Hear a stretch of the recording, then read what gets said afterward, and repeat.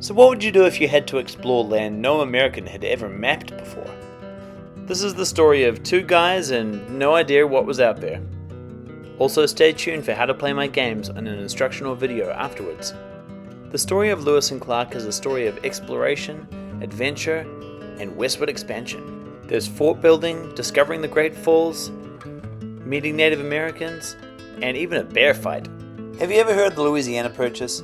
That's like a huge section of land across the United States. Well, our story begins here. This is Napoleon, and he was the Emperor of France. To pay for his war in Europe, he decided to sell the Louisiana Territory to the United States for just $15 million, which sounds like a lot of money, but you probably couldn't buy a building with that these days. So Thomas Jefferson, the president at the time, recruited Meriwether Lewis to explore the land. Meriwether. I've never heard that before. Okay, let's just call him Lewis. Lewis was Thomas Jefferson's private secretary. The president wanted to find a water route to the Pacific, map the territory, make friendly relations with the natives, and gather scientific and ethnographic data. Whatever that means. He also wanted to assert US claims to the territory.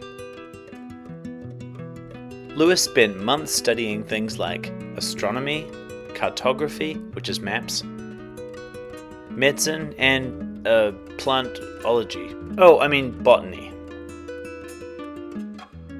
He also invited William Clark to be his co-commander, and William accepted, and so the team began to assemble. In January 1804, Lewis and Clark set up outside Camp Du Bois near St. Louis and trained a group called the Corps of Discovery. The group was planning on traveling from St. Louis up the Missouri River. Now, that's a little bit tricky, so they had to use special kinds of boats called keel boats, not kill boats. Anyway. They also recruited sergeants for their expedition. And why would they recruit sergeants? Well, because they're on a kill boat. Just kidding, it's in case they came into any danger. Now, they weren't the only two on the boat. There was also their dog Seaman, their sergeants, William Clark's slave York, and I don't actually know who that guy is. And so the Avengers began to assemble. The expedition began to assemble. Now, it wasn't easy getting up the Missouri River. They had to do crazy things like poling, where they would take poles and stick them directly into the river bottom and then push themselves along. They also rowed, used sails sometimes, and also had people on the shore pulling with ropes, or maybe horses and oxen. It was a crazy effort getting up the river. But finally on May 14th, 1804, they set sail up the Missouri River and had their first encounter with Native Americans. And then suddenly Charles Floyd just died. Now, this is really sad, but it was the only casualty on the whole trip. And they ran into bears, for goodness sake. So he was the only person who died on the entire journey. Not long after this, they came across a place called Yankton, where they met with the Yankton Sioux Indians. Now look at the spelling of Sioux, it's crazy, S-I-O-U-X. These were Native Americans who lived in an area of what is today South Dakota. And it's super cool, I've been there with my family. Here's some pictures of me and my family just hanging out in Yankton, South Dakota. Now that was a friendly connection that they had with the Native Americans, but when they came to the Teton Sioux, it wasn't so friendly. The Tetons tried to steal their boat, they went to fire at them, they almost shot arrows. It was a bit of a mess, but luckily everybody survived. This was only one of many dangerous encounters on the journey. Then in October 1804 they reached the Mandan and Hidatsa tribes, and this was really exciting because this is where they met Sacagawea. It's best to give that a go. Sacagawea. Sacagawea. It's also really fun to say. After this, they had to send their keel boat back down because it couldn't go any further on the journey. So Lewis and Clark decided to add some new members to their team. There was Toussaint Charbonneau, a French interpreter, and also his wife, Sacagawea, who was a Native American. And I just have to point out, the way Toussaint Charbonneau is standing makes it look like they're all trying to assemble like an Avengers team. During this time, the Lewis and Clark expedition had some great interactions with the Native Americans. but they were also realizing that they needed to winter somewhere. So they set up their own fort, which was Fort Mandan in honor of the Mandan tribe. And this is a replica that was built. By the way, if you're taking notes, these are becoming available on the bottom of the screen and also on the map. Now amazingly, on February 11th, 1805, Sacagawea gave birth to her son, Jean-Baptiste. I wonder if you can guess what name that is in English. But they all called him Pomp. So in April 1805, some of the team went back to St. Louis to give specimens to Jefferson, and some of the team went on, including Lewis and Clark, Sacagawea, and Toussaint Charbonneau, and the dog. Now by June they weren't quite sure if they were supposed to be where they were, but when they finally reached the Great Falls of the Missouri River, they knew that they were right on track. And so here you can see some great pictures of the Missouri River and the Great Falls. Now in order to get around the falls, they had to do something called portaging, which is basically where you take your canoe or your boat and you put it on top of your head and a bunch of people carry it until you get back into the water.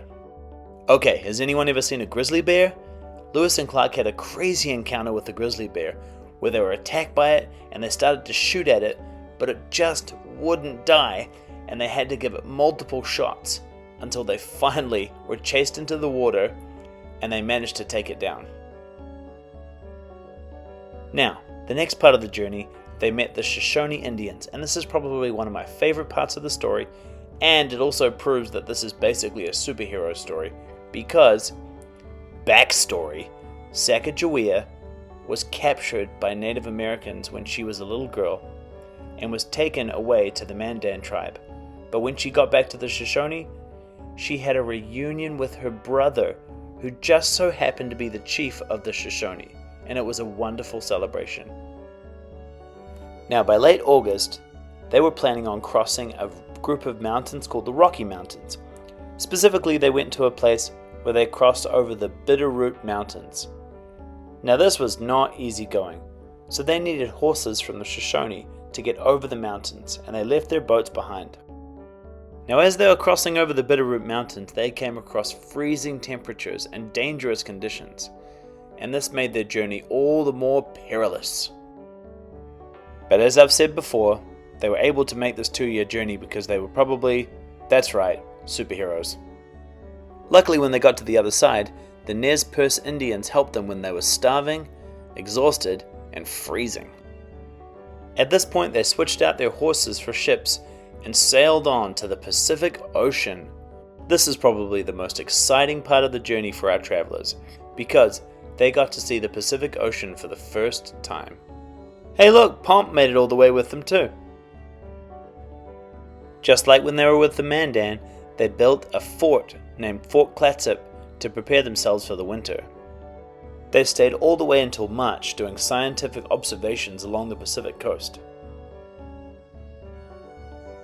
Then on March 23rd, 1806, the Corps began their return journey, but they didn't go the same way. Lewis and Clark split into 2 groups to explore more land, and Lewis ran into some huge trouble with the Blackfoot Indians. This is where he almost got killed.